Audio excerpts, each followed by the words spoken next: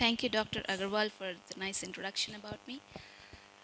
I'm a faculty member at School of Veterinary Medicine, University of Pennsylvania. University of Pennsylvania is one of the oldest and renowned Ivy League university, which has quite a good reputation in North America, especially School of Veterinary Medicine.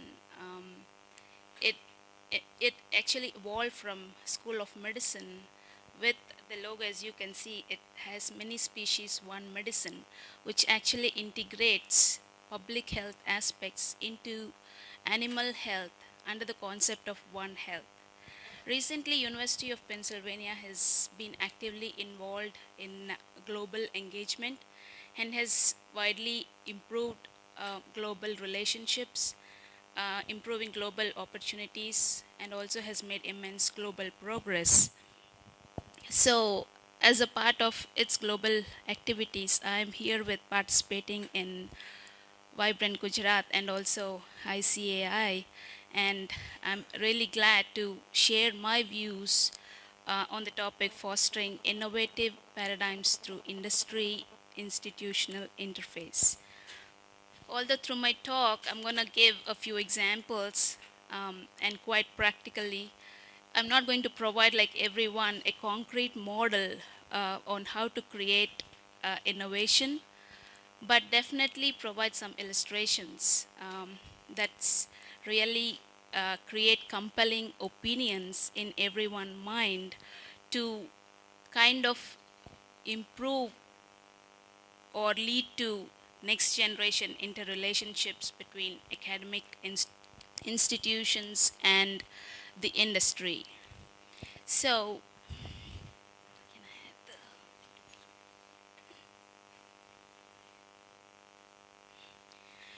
having some experience being a student from India and gaining some experience abroad, I have wanted to start my talk with a sequential approach that one step follows the other. Let me talk about consider academic institutions and industry as separate entities and explain the main basic elements of each entity.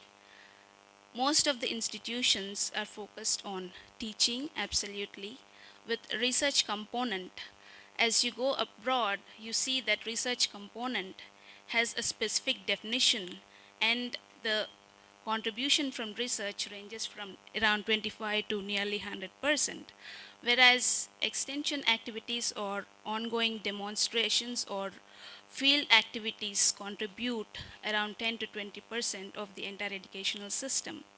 Whereas in India, the elements are kind of um, integrated together, which needs some reconsideration. And going to elements of industry, it's a fast track process wherein you want to deliver a product or service to the market that is economically viable and sustainable. So when these two entities function separately, the outcome is there is like undisclosed parallel repetition of work, which results in redundancies. Ultimately, the outcome is inefficient utilization of resources, budget, and time. This is kind of a primitive model. But moving on to the more advanced model of collaboration, what we had been listening since morning, I would like to emphasize on a new collaborative approach in the form of a pyramid, or how to make a ecosystem complete is in the form of a pyramid, which explains the hierarchical distribution of responsibilities or interdependencies between the three-tier system. As three-tier system is not uncommon to Gujarat, as it follows the as the government in turn, it follows the three-tier system, that village level, then district level, then to the state level. So I would like to explain this collaborative approach in a more three-tier model, wherein the basis for knowledge is education, which emanates from institution.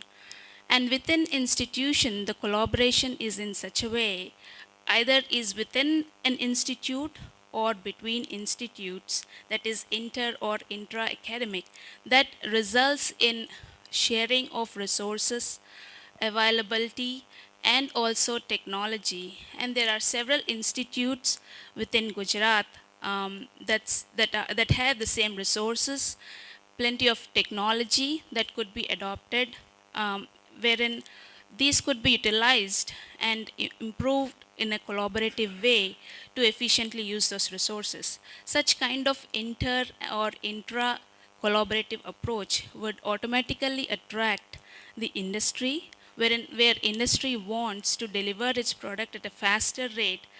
Such kind of collaboration between academic institutes definitely attracts industry, and this kind of interdependency between industry and institution gains support from the government. Like institution needs pride and government has power.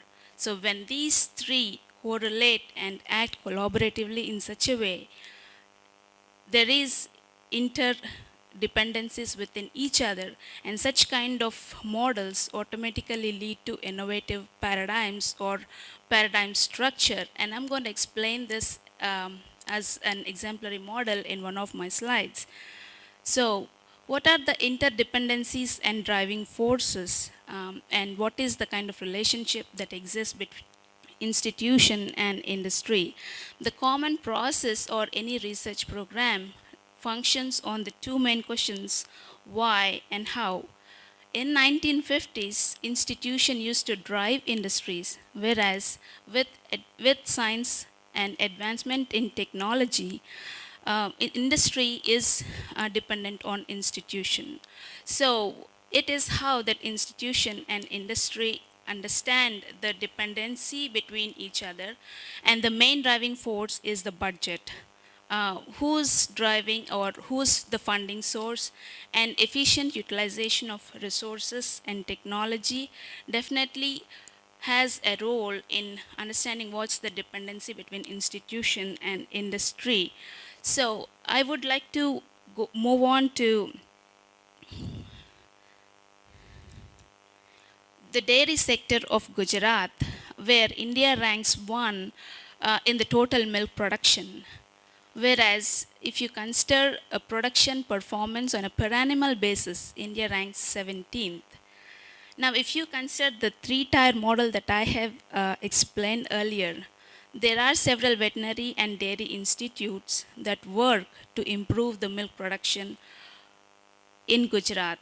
And the private industries like Amul and National Dairy Development Board, which is centrally governed, has their role in improving the production performance of animals, like improved nutrition or improved management. All these factors, there are kind of redundancies going on, and upon identification of common background and sharing of resources between technology, sharing of resources and technologies at each level, at institute as well as at the industry, definitely will lead to improving the total milk production, at the same time improve the quality of milk production. And the support from the government is always available for institutes to improve its infrastructure, and also the support from industry to always develop new products to improve the production performance of animals, thus making an advance in dairy industry. The reason why I'm saying dairy industry is agriculture is the backbone for India, and any improvement in such aspects also improves the socio-economic status of people, as well as bring economy to the state as well as to the country. In saying so, I would have some suggestions like how to foster innovative programs, as we have learned from Chief Minister Mr. Modi that youth, training the youth are the future for tomorrow. So how can we improve the prospects of young students is bringing out innovation through them by promoting fellowships or scholarships, creating new inspirational awards so that they could think brighter, bring out new ideas and contribute to the overall development of a research program. And secondly, sharing of resources between institutes, like the Genomics Center has a very good platform for next generation sequencing, which can be accessible by many institutes to overall improve the quality of the research that is being done and try to avoid redundancies and get there faster, so that making progress is very important, but maintaining the quality is also very important. And besides doing all this work, trying to target reputed journals is very important, like publishing the information and making it available to the public and to various institutes is very important in order to bring out what we have done. And all this put together makes a very good model for innovative paradigm. With this, I would conclude myself.